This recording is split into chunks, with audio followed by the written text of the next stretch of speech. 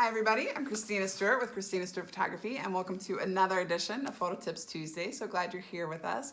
I'm here today with Karen Elkins, who was formerly in advertising, right? Yep. Still do advertising? I'd still do some. Books, publishing, all kinds of fun stuff.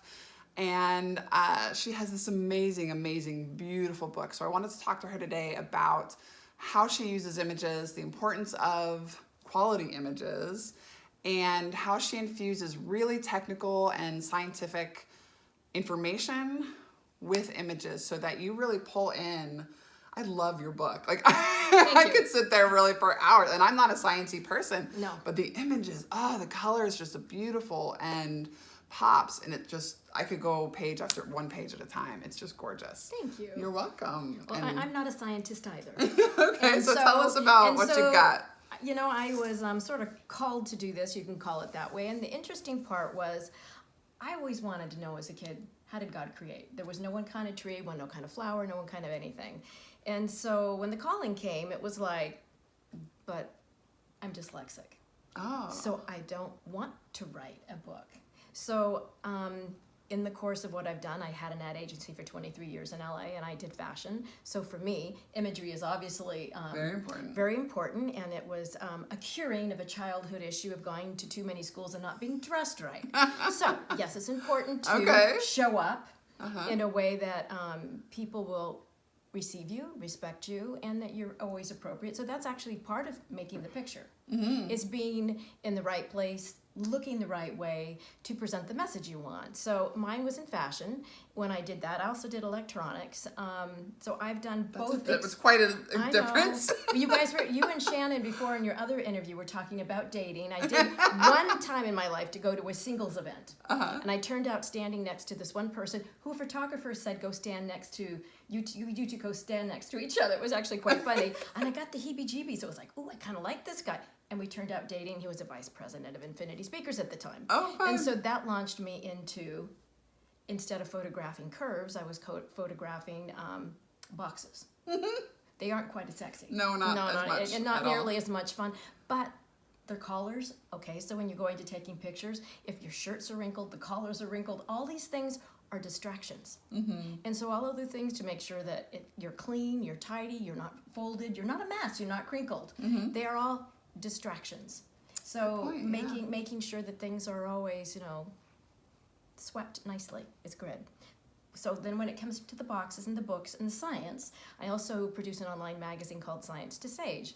And that was the beginning of answering the question of how does all this get created in this multiplex, on this multiverse with multicolors and all kinds of other juicy bits. And it's been quite an amazing journey, but what made it hard when you're looking at science is I kept going from one Wikipedia page to one science thing to whatever. I, being dyslexic, needed the pictures. And I did a radio show for a couple years, and I hosted all of these people. It's one thing to talk about it. It's always another thing to see it. And so by seeing it is where things become alive. Pictures really do tell the story. A picture's worth 1,000 words.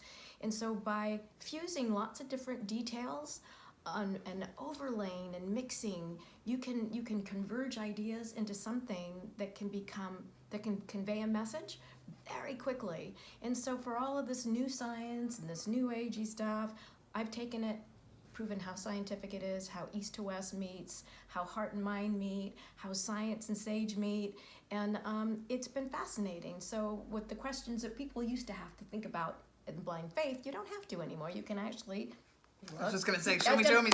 Well, let me show you, like, for example, I mean, most people would never think of this. This is water. This is water with every single element that it has in it. And it is fire, it's got air bubbles, it's got everything. And you would never know that when you look at how nature represents both sides of the coin. So how your brain and a tree and the lungs and the spine of a tree and the spine of you is the same. Wow, I'm going to go just a little bit closer so we can see some of that. These are ways for us to relook at our own universe and go, oh, I never thought about it that way. Yeah. And it wasn't just something that we look like this, but even in the ancient times like Leonardo and ancient wisdom, it was all combined to kind of show us that there is this masterful I'm going to put it this way, weave in the universe. So that this whole idea of the golden ratio, the golden means, truly weaves and comes out like a prism. A lot of godheads have prisms. Well, where does a prism come from? And why is he the living water? And why is he the light? So to me, when you actually have pictures, you have a gateway that actually touches the entire world, and not just some people who are in the know within a particular small genre. It just conveys the story much quicker. I agree. Yeah. It's so much more fun for me to look at this than to read somebody's science report and I had some challenges with dyslexia as well growing up, and it was not easy for me to figure all that stuff out. And I do have a more creative, obviously being a photographer, have a more creative brain. So I want the pictures. I want it does make everything come together so much more easily. And I think presenting it this way, you get both, because you still are showing the written word and the scientific back end of it combined with the visuals and the pictures. So you're getting both sides of the brain and both types of people, lots of different types of people who can relate to either side you presented for them. Yeah, well, it was interesting to me when I was 50, I actually went back to school and did anatomy. Oh, wow. And I would read the entire chapter, thought I completely nailed it, went to answer the questions, it's like I hadn't remembered it.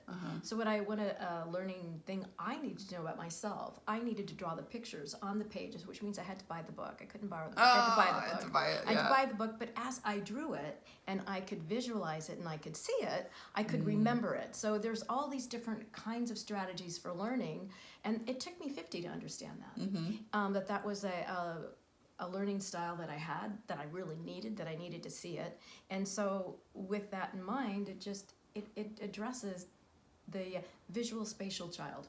Yes. Right? And yes, so that is yes. 1/3 of the population. Yeah, and a lot of them, that's not how schools are designed in teaching that way. No. At least not when I was in school, and I'm No. guessing not when you were in school either. No, but I did do that too. I did create a school for kids who were gifted and creative, who just didn't fit into the system. And there are multiple ways for us to learn and to see the world. And when you're visual, we bring that gift to the world. We bring that part that makes it easy to learn and to grasp ideas. So the magazine that I do, which is Science to Sage, also does the same thing. It's a lot of people call it an art platform for science and consciousness. And so that you can literally visualize what it is in this fractal holographic universe, how it weaves, how the language works, how it is that we can relate to it. Wow. As prisms of light, like a kaleidoscope. So when you're looking through your lens, you can see how when you turn it, it's got all of these angles. Well, all these angles are exactly how a drop of water has. Every one has a different spectrum of the color wheel. So as you turn it, it literally creates something different. Wow. Well, so does that. That's how the fractal universe works. It just, when we have our own lens and our own perceptions, then we change the way those are the perceptions that we see. And what we see, it changes, absolutely.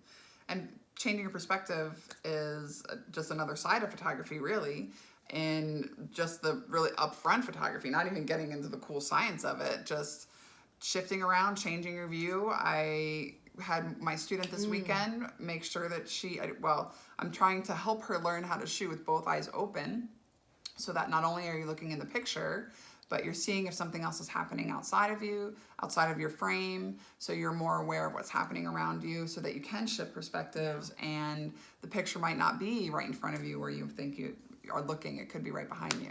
You know, it's funny when you think of that. I think of like let's say somebody speaking on stage, they're looking out. Yeah. And that's one perception. And they're looking at people doing all these things. And then you are looking at the speaker. And that's a whole nother perception. And then there's the people looking at the people. And everybody having all these different kind of aha moments. And nobody's having the same lens. The same, no, absolutely. And so as the person who's actually doing the photography, and you're snapping different things, you're getting all kinds of different expressions, moments. Yeah. And that's priceless. It is. And that's why I guess being an event photographer, one, is rewarding. It's a lot of fun. Yeah, it's a lot of fun. It is, and it's kept me in touch with my photojournalism base and core. Okay. So always looking for the moments. Anything else you want to add? No. Did we do it? We did it. Okay. You were great. Thank you so much for joining us, Karen. Thank you. Appreciate you. And go see the lights, everybody. Have a great week. Bye.